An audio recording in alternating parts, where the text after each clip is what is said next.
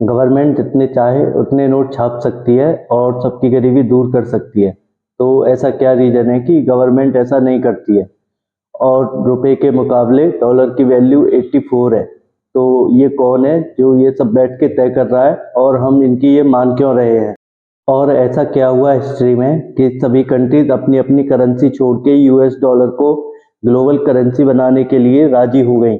और ऐसा क्या रीज़न है कि एक पेड़ के छाल के टुकड़े के लिए जिससे नोट बनता है उसके लिए लोग 8 से 9 घंटे ऑफिस में या अपनी दुकान पे काम करने के लिए तैयार हैं? इन सारी बातों का सिर्फ एक ही जवाब है कि ये पैसा है क्या और इसका एवोल्यूशन कैसे हुआ। जब आपको कोई अपनी सेकेंड हैंड चीज़ बेचनी होती है तो आप कैसे डिसाइड करते हैं कि उसका प्राइस कितना होगा? मान के चलिए कि आपके पास कोई साइकिल है 100 रुपए की, जिसे आप बेचना चाहते हैं, तो मान के चलिए कि उसको लेने वाले 1000 लोग हैं जो 100 रुपए पे लेना चाहते हैं। तो आप क्या करेंगे कि उसका रेट 500 कर देंगे और फिर भी देखते हैं कि अभी भी 100 लोग बाकी हैं। तो आप उसी हिसाब से आप अपनी साइकिल के रेट बढ़ाते चले जाएंगे जब तक कि कोई एक पर्सन रेट पे लेने के लिए राजी ना हो जाए। तो इसे कहते हैं डिमांड एंड सप्लाई। और दुनिया में हर चीज़ की वैल्यू सिर्फ इसी से तय होती है कि उसकी डिमांड कितनी है और सप्लाई कितनी है। जब आप किसी फ्रूट शॉप पर जाते हैं और वहाँ पे देखते हैं कि केले के रेट कम है और सेब के रेट ज़्यादा हैं, तो इसका मतलब ये नहीं है कि सेब का रंग काफ़ी अच्छा है इसलिए उसके रेट ज़्यादा हैं। इसका सीधा सा मतलब ये है कि जितनी सेब की डिमांड है उतनी सप्लाई नहीं हो पा रही है, उस वजह से उस चीज़ के रेट बढ़े हुए हैं।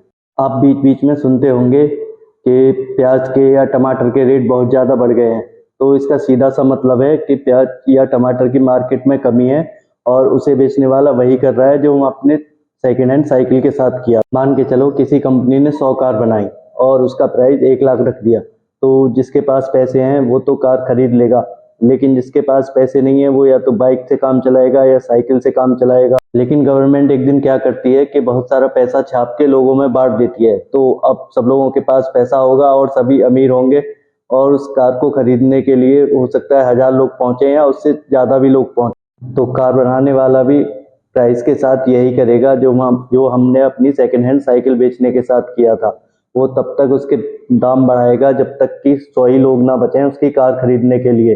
तो यही होता है डिमांड एंड सप्लाई, कि जब तक डिमांड है तब तक वो उस चीज़ के प्राइस बढ़ाता रहेगा। एक बार जिम्बाब्वे ने भी ऐसा किया था अपनी इकोनॉमी को सुधारने के लिए। उसने क्या किया कि काफ़ी सारे नोट छापे और लोगों में बांट दिए। तो लोग क्या था कि एक ब्रेड भी उन्हें खरीदना होता था तो वो बोरियों में पैसे लेके जाते थे। बच्चे टॉफी लेने जा रहे हैं तो वो काफ़ी सारे नोट लेके जा रहे हैं। तो इससे क्या हुआ, उनकी इकोनॉमी सुधरने की बजाय उनकी इकोनॉमी बर्बाद हो गई, क्योंकि इस चीज़ से महंगाई बढ़ गई। तो जब अगर कोई भी गवर्नमेंट ऐसा करती है कि वो अनलिमिटेड नोट छापती है और लोगों में बांटती है, तो इससे इकोनॉमी सुधरेगी नहीं, जब उसके बजाय महंगाई बढ़ जाएगी। असली फायदा किसी कंट्री को तब पहुंचता है जब उसके रिसोर्स बढ़ते हैं, सर्विसेज बढ़ती हैं, ना कि तब कि वो अनलिमिटेड मनी प्रिंट कर दे और लोगों में बांट दे। अगर गवर्नमेंट इसी तरह अनलिमिटेड मनी प्रिंट करती रहेगी तो इससे सिर्फ महंगाई बढ़ेगी। और ऐसा नहीं है कि किसी एक चीज़ का प्राइस बढ़ गया तो महंगाई बढ़ गई। महंगाई तब बढ़ती है जब सारी चीज़ों के प्राइस इक्वली ग्रो करते हैं, या कहें कि डिमांड एंड सप्लाई जहाँ पे मैच नहीं हो पाती, जहाँ डिमांड ज़्यादा है और सप्लाई कम है तो महंगाई बढ़ती है। अगर सही तरीके से देखें तो इन्फ्लेशन बढ़ने से क्या होता है कि जो आपका रखा पैसा है उसकी वैल्यू कम हो जाती है। जैसे कि मान के चलो आज आप कोई चीज़ 100 रुपये में खरीदते हैं, तो अगर 5% से इन्फ्लेशन बढ़ रहा है तो इसका मतलब है कि वही चीज़ आपको पिछले साल 95 रुपीज़ में मिल गई होगी। और आप हिस्टोरिक डेटा उठा के देखोगे तो आप पाओगे कि कैसे साल दर साल महंगाई ने लोगों की जेबें खाली की हैं।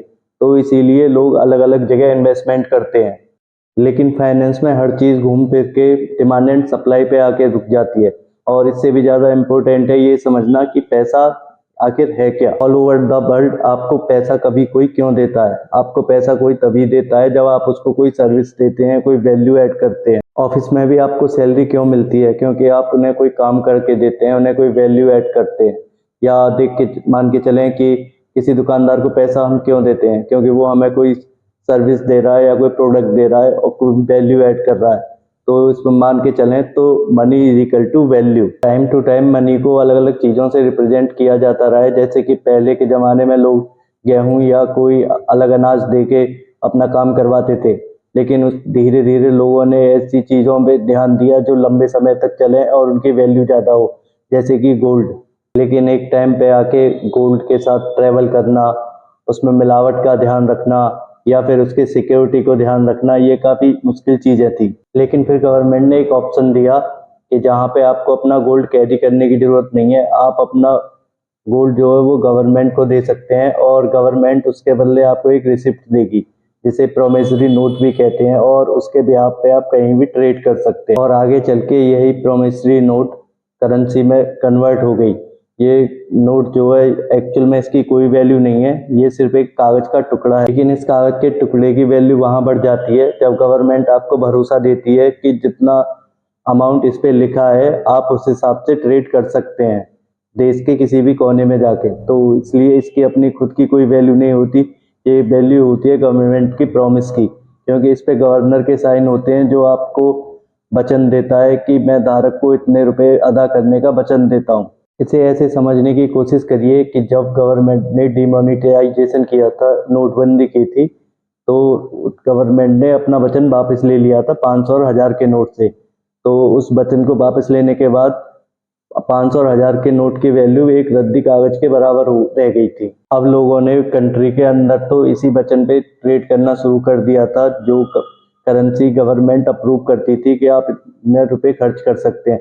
लेकिन अगर देश से बाहर ट्रेड करना हो तो वो किस करेंसी के बिहाफ पे करेंगे? मान के चलिए यूएस और इंडिया को अगर ट्रेड करना होगा तो वो किस करेंसी पे ट्रेड करेंगे?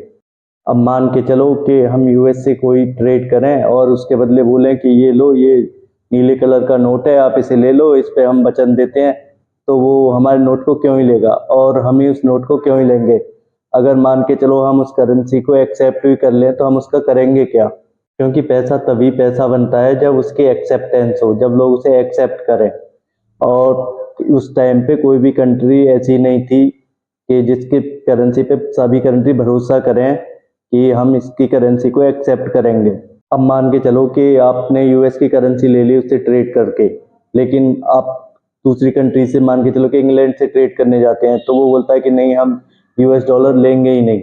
या इस तरह से मान के चलिए कि आपके एरिया में आप किसी भी शॉप पे जाते हैं, कोई 3 अलग अलग शॉप है, उन पे जाते हैं, तो वो बोलते हैं नहीं, हम इस करेंसी को नहीं लेंगे, हम इस करेंसी को नहीं लेंगे, हम इस करेंसी को नहीं लेंगे। तो इस हिसाब से क्या हुआ कि आपको हर एक करेंसी कमानी पड़ेगी, जो कि पॉसिबल नहीं है। लेकिन उस टाइम एक चीज अच्छी थी कि हर एक कंट्री को गोल्ड पे ट्रस्ट था, हर एक कंट्री गोल्ड से ट्रेड करती थी। तो मगर गोल्ड के साथ प्रॉब्लम ये थी कि उसको ट्रेड करने के लिए कैरी करना बहुत ही कठिन था कि कितना गोल्ड हम कैरी करके ले जाएं जिससे ट्रेड करें। इस चीज का सॉल्यूशन निकालने के लिए लाया गया तो गोल्ड स्टैंडर्ड। इसमें क्या था कि करेंसी को गोल्ड के साथ अटैच कर दिया गया। इंडिया ने क्या किया, मान के चलिए कि 1 ग्राम गोल्ड की कीमत रख दी 20 रुपए, यानी कोई 20 रुपए लाता है तो 1 ग्राम गोल्ड ले सकता है, या 1 ग्राम गोल्ड लाता है तो 20 रुपए ले सकता है।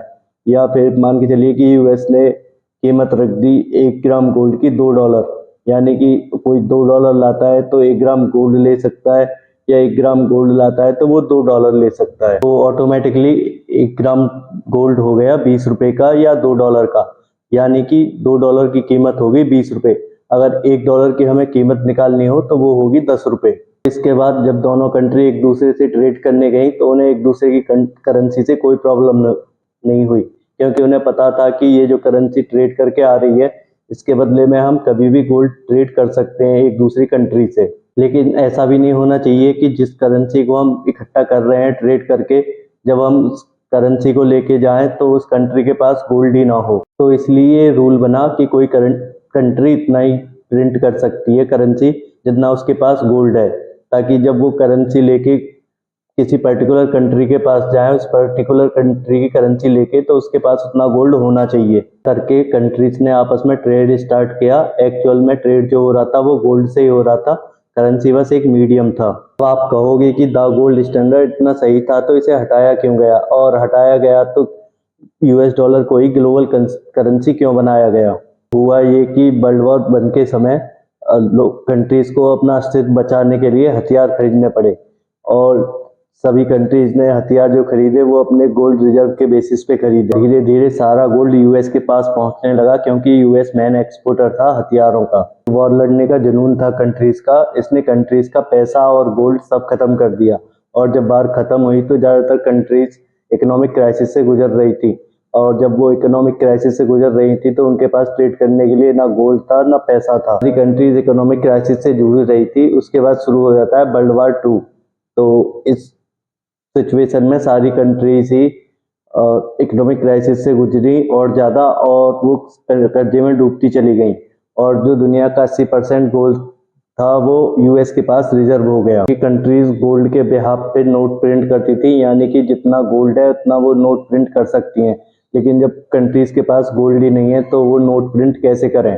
फिर इसको लेकर 1944 में सारी कंट्रीज मीटिंग करती हैं, और जिसका नाम था ब्रेटन वुड्स कॉन्फ्रेंस।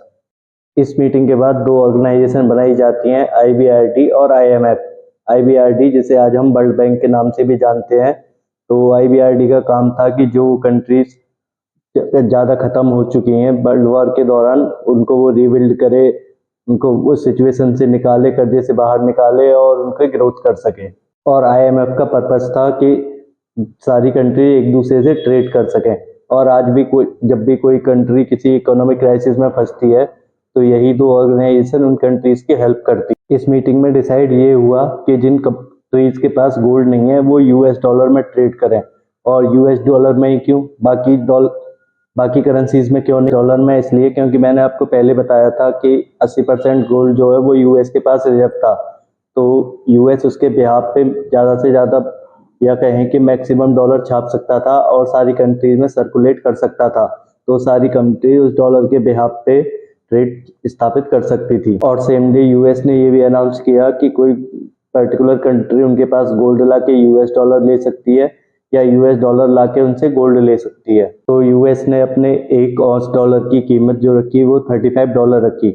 इससे हुआ ये कि मान के चलिए कोई भी कंट्री किसी न किसी रिसोर्स में अच्छी होती है तो वो अपने रिसोर्स को वहाँ से एक्सपोर्ट कर सकती है और अपने डॉलर रिजर्व कर सकती है। तो इससे होगा ये कि जब उसके रिसोर्स इकट्ठे हो जाएंगे या बोलेंगे उसके यूएस जो डॉलर है वो रिजर्व हो जाएंगे, तो उसके बदले या तो वो गोल्ड ले सकती है या वहाँ से डॉलर ले सकती है, जिससे वो आगे और भी ट्रेड कर सके। तो ऐसा कर करके यूएस हर कंट्री का डॉलर रिजर्व बन गया और हर कंट्री के पास उनके अपने डॉलर रिजर्व हो गए।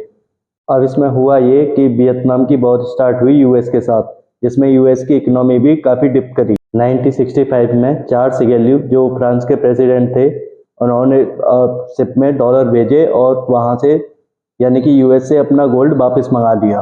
और धीरे धीरे बाकी कंट्रीज ने भी ये चीज़ फॉलो करी। और जबकि अमेरिका ने गोल्ड के अपेक्षा काफ़ी ज़्यादा डॉलर छाप रखे थे जो सारी कंट्रीज में घूम रहे थे, तो जब उसके डॉलर मार्केट में काफ़ी थे तो बाकी सारी कंट्रीज ने गोल्ड अपना वापस मंगा लिया। तो इससे क्या था कि यूएस की इकोनॉमी धीरे धीरे और नीचे गिरने लगी। तो 1997 में निक्सन जो वहाँ के प्रेसिडेंट थे, उन्होंने गोल्ड को करेंसी के अटैचमेंट से हटा लिया, या कहें कि द गोल्ड स्टैंडर्ड को ख़त्म कर दिया, जिसे आज निक्सन शॉक के नाम से भी हम लोग जानते हैं। लेकिन सारी कंट्रीज के रिजर्व डॉलर में थे, तो और कंट्रीज की मजबूरी बन गई डॉलर में ट्रेड करना, जिससे कि डॉलर ग्लोबल करेंसी बन के सामने आया। अब बात यह कि किसी करेंसी की वैल्यू डॉलर के मुकाबले कम और किसी करेंसी की वैल्यू ज़्यादा क्यों होती है। 1947 में $1 की कीमत ₹1 के बराबर थी, लेकिन आज डॉलर की वैल्यू रुपए के मुकाबले लगभग 84 पे है। तो ये डिपेंड करता है सिर्फ डिमांड एंड सप्लाई पे, क्योंकि हर एक कंट्री किसी न किसी रिसोर्स में अच्छी होती है। तो आपको जब भी किसी कंट्री से उसके रिसोर्स चाहिए होते हैं या कोई प्रोडक्ट चाहिए होता है तो आपको उसी कंट्री की करेंसी में डील करना होता है। तो इसके लिए क्या होता है कि आप जब भी किसी कंट्री से कोई प्रोडक्ट परचेज करते हैं तो अपनी करेंसी को वहाँ पे एक्सचेंज करवाते हैं और तब जाके आप ट्रेड कर पाते हैं। या आप ये भी देख लीजिए कि अमेज़न, फ्लिपकार्ट या किसी और वेबसाइट पे जाके आप कोई प्रोडक्ट लेते हैं तो आपको वहाँ से पहले एक्सचेंज करना होता है डॉलर में। तो उससे पहले आपको डॉलर खरीदने पड़ते हैं, तब उन डॉलर से आप जाके वो प्रोडक्ट या सर्विस अवेल कर पाते हैं। तो जिस कंट्रीज़ के रिसोर्सेज की वहाँ के प्रोडक्ट की वैल्यू ज़्यादा होती है मार्केट में या उनकी डिमांड ज़्यादा होती है तो वहाँ की करेंसीज की वैल्यू भी ज़्यादा होती है। तो ये सीधा हो गया डिमांड एंड सप्लाई कि किसी कंट्रीज़ की अगर डिमांड ज़्यादा है तो वहाँ की करेंसी की वैल्यू ज़्यादा रहेगी। इसीलिए ये डॉलर का जो प्राइस है धीरे धीरे बढ़ता चला गया, क्योंकि जो यूएस के रिसोर्सेज हैं वो हमारे रिसोर्सेज से काफ़ी ज़्यादा वैल्यूबल है, इनकी मार्केट में वैल्यू ज़्यादा है और डिमांड ज़्यादा है। आई होप कि अब आपको समझ में आ गया होगा कि कोई भी कंपनी अपने मन मुताबिक प्रिंट क्यों नहीं करती है किसी भी करेंसी को, क्योंकि अगर वो ऐसा करती है तो देश में डिमांड एंड सप्लाई की जो इकोनॉमिक्स है वो सारी बिगड़ जाएगी और देश में इन्फ्लेशन काफ़ी बढ़ जाएगा। तो इसीलिए कोई भी कंट्री नहीं चाहती कि उसके देश के हालात बिगड़े, इसलिए वो मन मुताबिक प्रिंट नहीं करते हैं। तो आई होप कि आपको ये वीडियो पसंद आया होगा, तो इस वीडियो को लाइक करें और प्लीज़ चैनल को सब्सक्राइब करें ताकि मैं और भी इसी तरह के वीडियो आपके लिए बना सकूं। धन्यवाद।